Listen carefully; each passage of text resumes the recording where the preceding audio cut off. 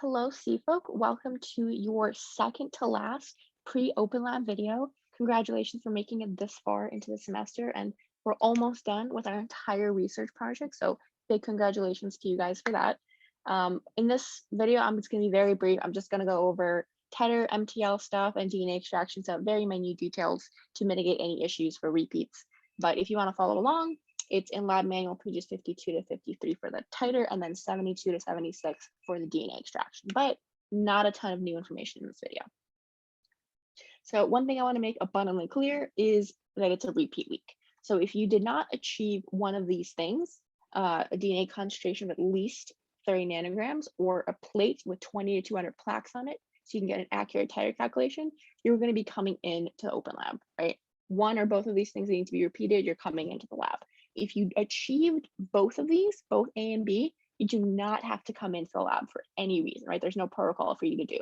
So if you got both of these, you're golden. You don't have to come in. If you need to do one or both of these, you do have to come in, okay? But again, very clear here that if you were in a situation where you are not coming into the lab, right, because you achieved both of these things, and we don't have recitation this week, make sure you understand that you are still responsible for lecture content. Just because you are not doing the normal 2/3 of what you do for this class every week, you are still responsible for the other third. So lecture is still on the table, even though recitation and lab might not be for you, okay? If you are going to be repeating either titer or DNA or both, I encourage you to navigate to those videos in the common modules and just rewatch those videos, because I'm not going to be re-explaining those protocols. That's entirely explained very well in those videos, so I encourage you to go back and just rewatch them. But I will be going over some very common mistakes in both protocols so we can mitigate any issues and really have a very successful result you guys can rely on moving forward for the experiment. So number one, let's start with titer. Okay, so with titer MTL, when you're conducting the protocol, make sure that you are changing pipette dips between transfer. Very important there. Make sure you're mixing your dilutions well. So that's either, again, holding the little microcentrifuge tube and flicking it, inverting it really quickly, or pipetting up and down with your pipette. 3 options, just pick one, make sure you do it, okay? Let your dilutants, so the dilutants that you add 10 microliters of each, and when you're adding it with your 250 bacteria, make sure you're letting those inoculate for 10 minutes, the whole 10 minutes. Really let those bacteriophages attach to the bacteria and, so they can propagate throughout the week, okay?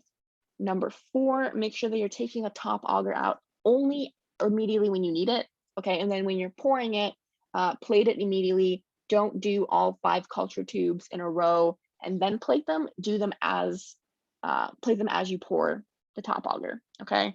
Again, because if it's starting to solidify, the issue is going to be it won't be able to adhere to the auger on the plate very well, and that'll cause issues for growth, and then subsequently will cause issues on plaques forming.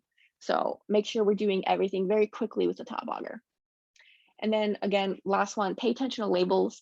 So you should be paying attention for this experiment, in general, but make sure that we're pouring your 10 to the 3rd dilution, for example, to your 10 to the 3rd plate and not to the 10 to the 5th plate, stuff like that. Make sure we're labeling everything. Everything is matching up with the labels, things like that. And then again, for titer, everything is going to be aseptic. Make sure we're being aseptic to minimize any contamination issues that could cause you to not have any plaques or could skew your results in any way, because there's no opportunity to repeat the titer after this week. Okay.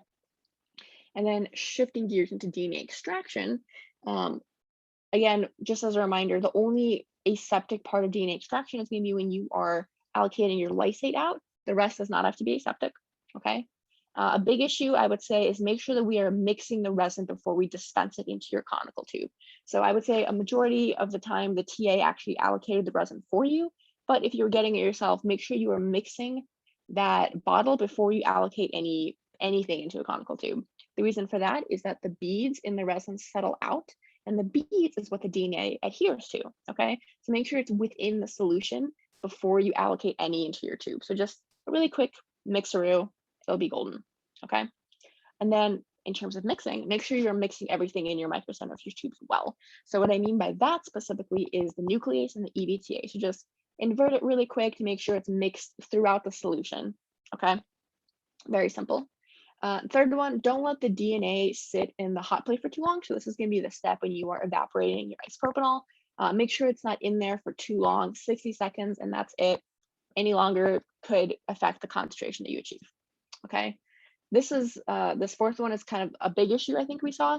When you are pushing either your lysate or your isopropanol washes, your 3-isopropanol washes through the columns, maintain consistent pressure on the plunger and not just like Supermaning it through. I know it seems like you just because there's so much pressure, it's really hard. You just want to like do it as hard as you can, get it over with. Consistent and like a little bit slower is best. Okay. Also, it prevents any spillage or getting into anything into anyone's eye. So just go slow with it and don't be too aggressive. Okay. And then the last one, which I don't think some people really considered, but wash your hands and don't touch anything unnecessarily. So all all organisms have natural nucleases within us, right? Because there are times when organisms have to destroy nucleic acids within their own cells, right? We do that all the time. So make sure that you are washing your hands when you come in before you start the protocol to wash off any natural nucleases, and you're not touching, the inside of tube caps. You're not touching the plunger that's going to be going into the column. You're not touching I don't think there's any way you can touch the column on the inside, but you're not touching any part of the column that can attach to the inside. Just anything unnecessarily. If you feel concerned about that, you can always wear gloves, but not necessary as long as you are just being careful with how you're touching the materials. Okay, because we don't want to let our natural nucleases degrade the nucleic acids that we are extracting. Okay. And this is not necessarily completely necessary, but I think it'd be very cool for everyone's papers. So if you get a chance this week, look at the trace result that we get from reading your DNA on the nanodropper. Okay, obviously we'll give you the concentration, and that's like the very important part, but we also want to see if we have a good 260 to 280 ratio. So at this point, everyone's been in recitation. Last week they did their Rails activity, so we have a general idea of what this should look like. It should be about around 2 is our ideal, but look at the actual trace result and see what your DNA looks like. So do you have a high absorbance reading at 280 nanograms? What does that mean?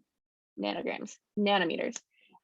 So what does that mean for your sample if you have a high 280 reading? Okay, if you have a high 230 reading, what does that mean? Okay, obviously we'll be there to help you kind of guide you and interpret the results for you and with you, but try to interpret them on your own first. You guys have the tools necessary to be able to look at one of these and generally understand what's going on.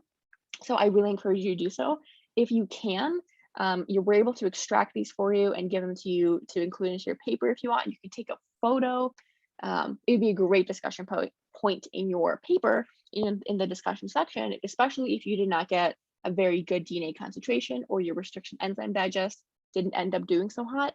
Going back to this and explaining the correlation between a poor restriction enzyme digest result, which you guys will learn about later, and the concentration of your DNA and the makeup of the DNA sample itself could be a good talking point. So I really encourage you to do so. And then finally, this lab will be 1.5 hours long. Okay, so make sure you and your partner, if you're coming in, are signing up for the 1.5 hour time session. Okay, and then if you're repeating both protocols, if you have to do both titer and DNA extraction, the best way to manage this so you get both done in that 1.5 hours is if you divide the work. So if you have one partner doing DNA extraction and one partner doing titer, that would be the best for time management instead of tackling both at the same time or together. You might not be able to get both done. So just splitting up the work makes the most sense. If you have any questions, you can reach out to me or your team. We're happy to answer them for you. Okay. I hope everyone has a nice time in lab this week. I'll see some of you there.